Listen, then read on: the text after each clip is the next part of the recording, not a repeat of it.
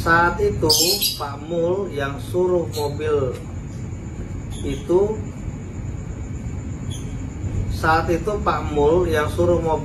ke Curulukin, nama daerah, ke daerah rumah Pak Arif, keponakan Pak Yosep, untuk diamanin. Muncul kecurigaan dari Yoris dan keluarga. Menurut keterangan Teh Yanti, istri Yoris, dia pernah menceritakan terkait mobil yang diamankan ke daerah Curulukin kepada penyidik Pak Husen waktu itu, tapi tidak dimasukkan ke dalam BAP. Halo, assalamualaikum warahmatullahi wabarakatuh. Jumpa lagi dengan saya Freddy Sudaryanto. Channel YouTube Freddy Sudaryanto masih seputar kasus Jalan Cagak Subang. Hari ini kita akan membahas seputar kasus Jalan Cagak Subang. Mohon maaf, suara saya sedikit kebindeng karena kemarin seharian ikut bertanding taekwondo di salah satu kota. Jadi teriak-teriak. Hari ini ada pemeriksaan yang sudah memang terpantau adalah adiknya Pak Yosep. Di sana disampaikan bahwa di salah satu media Kompas TV, adiknya Pak Yosep mau diperiksa hari ini, hari Senin. Entah siapa adiknya Pak Yosep itu, apakah ada beberapa, salah satunya adalah Pak Mulyana di Pak Yosep itu. Saya tidak tahu apakah ada keluarga lain selain Pak Mulyana dari adiknya Pak Yosep. Tapi mungkinkah Pak Mulyana yang hari ini akan diperiksa? Jikalau misalkan Pak Mulyana yang diperiksa, pasti kita akan bertanya-tanya seputar mana yang akan diperiksanya. Karena kalau kita tidak salah lihat atau tidak salah dengar, bahwa Pak Mulyana itu tidak terlalu banyak diperiksanya di BAP-nya. Paling sekitar masalah pengambilan kucing di TKP tanggal 19 sore, karena memang di sana ada beberapa orang yang masuk ke dalam TKP, yaitu Pak Mulyana, Igede, kemudian Pak Arif, kemudian Yoris, Yosep juga masuk ke sana ya di tanggal 19 sorenya. Nah, apalagi yang berkaitan dengan Pak Mulyana adalah pemberian PH kepada Pak Yosep berselang beberapa hari dari pasca kejadian. Kemudian ada berkaitannya dengan apa lagi kira-kira kalau dengan Pak Mulyana? Mungkin apakah berkaitan juga dengan komite sekolah di sekolah SMA 1? Karena beliau ada ketua komite yang sebelumnya dijabat oleh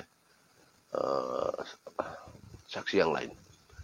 Kemudian apalagi kira-kira berkaitan dengan Pak Mulyana?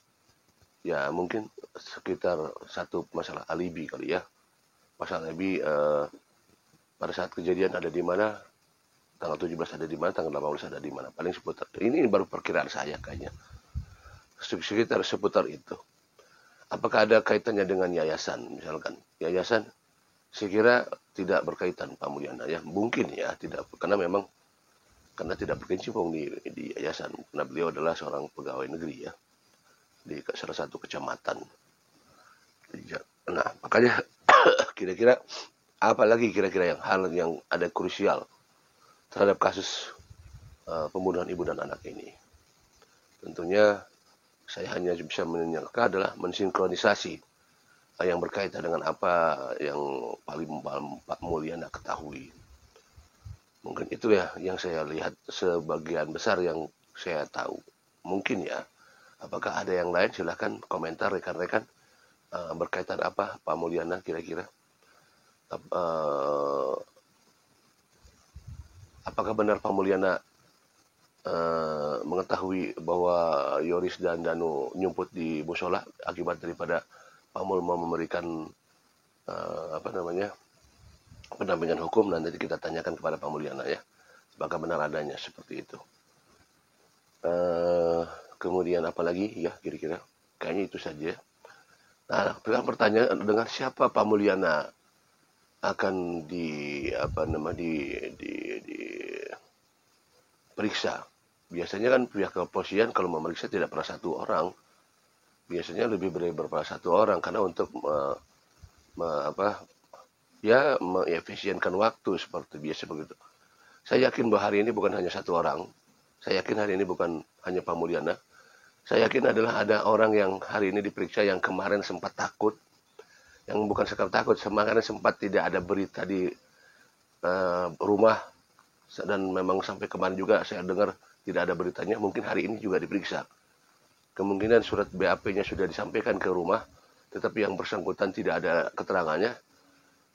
Sampai tadi malam pun saya dapat informasi yang tidak cukup jelas juga, apakah yang bersangkutan sudah melihat dan membaca surat itu, ataukah memang sudah ada surat BAP-nya untuk pemanggilan. Tetapi saya baru sedang dengan gosip-gosip saja sih sebenarnya, apakah ada atau tidak. Tapi yang bersangkutan, jika ada, ini akan menarik, ya. Kalau yang bersangkutan itu akan ada, ini akan menarik, karena kita lihat bahwa memang yang bersangkutan ini tidak jelas dan memang selalu tidak kooperatif dengan pihak media dan selalu menghindar dengan media, dan ada apa sebenarnya itu. Itu yang akan menjadi menarik pagi ini.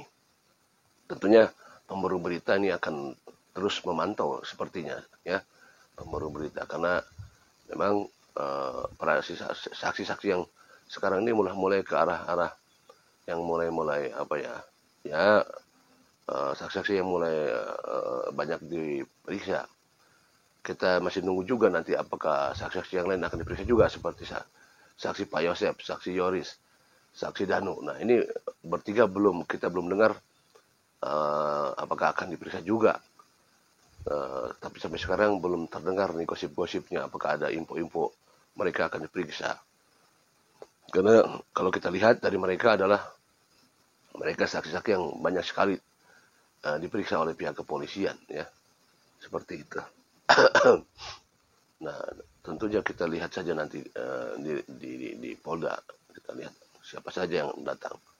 Apakah ada saksi misterius atau saksi yang tidak pernah terpantau? Ya, bisa-bisa saja, karena seperti ke minggu kemarin saya lihat ada saksi-saksi yang tidak diperkirakan ternyata tembus, dan saya tidak tahu wajahnya sehingga kita lolos untuk bisa memberikan wawancara, karena kita tidak tahu keberadaan mukanya seperti apa. Jadi dikira petugas polisian aja, padahal ternyata saksi gitu. Karena ya kecuali kalau misalkan badannya kurus-kurus gitu ya. Kalau badannya kurus-kurus di bawah sekitar 50 kilo, ya pasti ini bukan petugas kepolisian nih. Pasti saksi gitu kan. Seperti itu. Tapi kalau badannya di atas 70-an, wah ini antara samar-samar ini petugas atau saksi. Kecuali kalau saksi-saksi yang sudah kita familiar muka-mukanya. Tapi kalau yang baru kan kita tidak tahu seperti itu. Nah, kita berharap bahwa dengan maratonnya para saksi ini menjelang tanggal 18, apakah ada penetapan, saya hanya cuman satu keyakinan bahwa ya kalau untuk ke arah penetapan mungkin saja ya atau tidak, karena siapa tahu di luar dugaan semua itu kan tidak tahu. Karena untuk memang penetapan kan tidak gampang, menetapkan seseorang untuk jadi tersangka itu kan harus dipikirnya luar biasa itu. Walaupun sudah ada gambaran-gambaran yang ini, tapi kan nyatanya memang susah sekali untuk bisa ditersangkakan seseorang gitu kan. Nah, tapi cuman saya lihatnya adalah harapannya adalah adanya pengakuan, walaupun itu tidak menjadikan hal yang sangat ini oleh pihak kepolisian, karena pihak kepolisian pernah mengatakan bahwa kami tidak butuh tidak butuh pengakuan, tetapi kami akan menjalankan ini dengan secara ilmiah. Nah, tapi kan tidak juga, karena pengakuan juga bisa dijadikan sebagai sesuatu hal, jadi alat bukti ya, kesaksian daripada terdakwa, saksi dan lain sebagainya. Nah, tentunya kalau misalkan ada pengakuan dari seseorang, maka harus ada pembanding atau penguat. Harus ada dua orang yang sama-sama mengaku dan sinkronisasi dan persesuaian, matching. Nah, itu baru bisa dijadikan tersangka kalau begitu. Mengatakan si ini ada di TKP, diiyakan oleh satu yang lain, si ini ya udah tak kena. Cuman apakah akan ada seperti itu? Cuman seperti saya lihat bahwa sepertinya ada kembang-kembang ke arah sana. Sepertinya seperti ada kembang-kembang ke arah sana. Karena mungkin sudah merasa lelah atau memang sudah seseorang yang mencoba untuk merekayasanya sudah mungkin juga sudah merasa lelah, atau orang yang mencoba memberikan instruksi kepada yang bersangkutan yang sudah lelah dan tidak punya, karena apa ya, membentuk sesuatu orang untuk bisa dia bungkam itu kan harus perlu biaya ya. Orang kalau mau dibungkam juga kalau tidak ada biaya kan juga repot, lama-lama kan dia juga perlu makan, perlu segala macam. Kalau misalkan amunisinya sudah habis, maka ya apa yang terjadi kita akan lihat saja nanti. Dan kita yakini bahwa memang tidak ada kejahatan yang sempurna dan tidak ada yang bisa ditutup-tutupi sekuat apapun. Suatu saat akan terbuka juga. Kita berharap dan berdoa semuanya bahwa kasus Subang ini akan terungkap. Assalamualaikum warahmatullahi wabarakatuh.